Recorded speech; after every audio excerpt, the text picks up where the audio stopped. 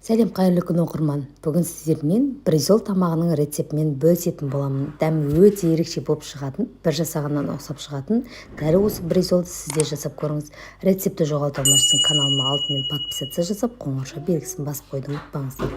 Бір дана жұмыртқамызға шекерімізді, қара бұрышымызды және осылай фаршымызды салып, жақсылап осылай араластырып, үйде қанша адамсыздар, соған солай дайындап аласыздар.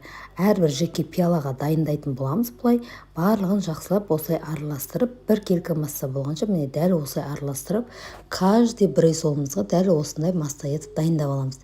Енді осы дайындап алған массамызды табамызға асаға майымыз құйып қыздыртып, осылай бір пиаладағы массамызды бір бризол дайындап алатын боламыз.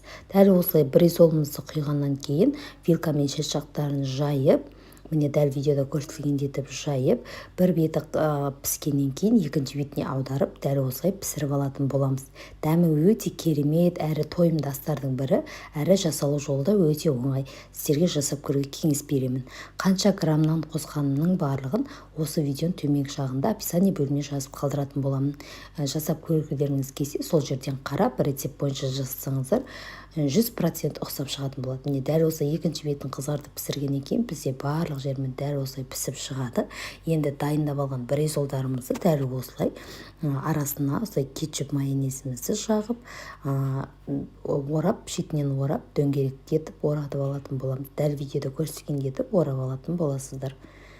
Міне дәл осылай кетчуп пен майонезімізді арасына жағып, өз қалауларыңыз бойынша жақпасаңыздар да болады, жақсаңыздар да болады. Мен осылай жағып, шетінен орап, бризолымды осылайша дайындап алдым.